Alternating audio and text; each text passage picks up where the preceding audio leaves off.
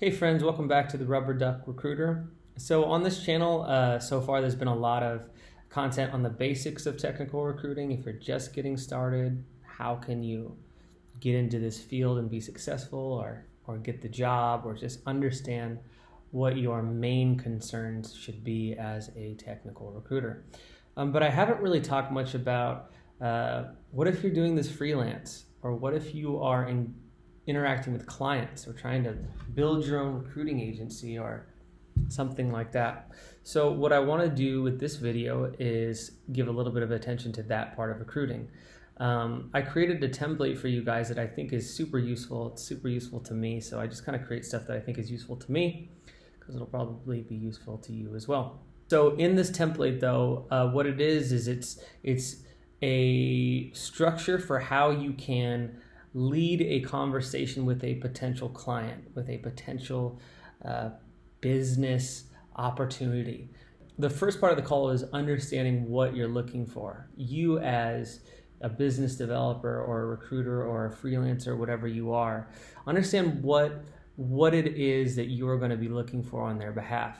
This could be a client or this could be a hiring manager if you're an internal recruiter. This kind of, anytime you get a new role, you're going to want to do this.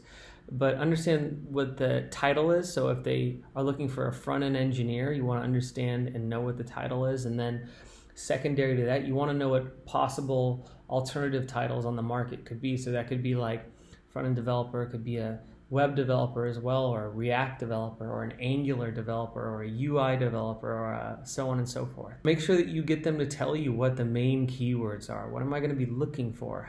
What is the fastest way for you to find this person, whether it's through LinkedIn or through Dice or through social media or whatever it is. Then what you want to do in the first half of this call with the client is you want to have some profiles ready to show them and go through with them, with their lead engineer, with their, the hiring manager, whoever it is. That way you can calibrate on that call exactly what it is that you're going to be attempting to find for them. So yeah. And finally, you want to make sure that after the first half of the call that you can summarize this role, that you can repeat back to them what the main problem is that they are trying to solve here with this hire. And yeah, so that would be the first kind of initial part of how to structure this client call. If the first part is about trying to figure out how you're going to source for this or how you're going to find this person, then the second part is going to be how you're actually going to recruit that candidate. So this is where you start learning specifically about, what is the team size here? What is this person? How big is the team that they're going to sit on? What is the team culture? What is it a kind of I don't know, more old school company, or is it kind of open, high energy startup-y culture or something like that? Or is it some kind of company that is, selling, I don't know, an adult streaming platform who needs a lead developer, and you have to figure out how to gingerly recruit people for those spaces. There's a lot of them. So team size, culture summary, you want to be able to have all these in your back pocket because eventually you're going to be pitching this role. You want to understand where the location is, obviously. Is this going to be full-time? Is this going to be remote? Is it going to be a hybrid model?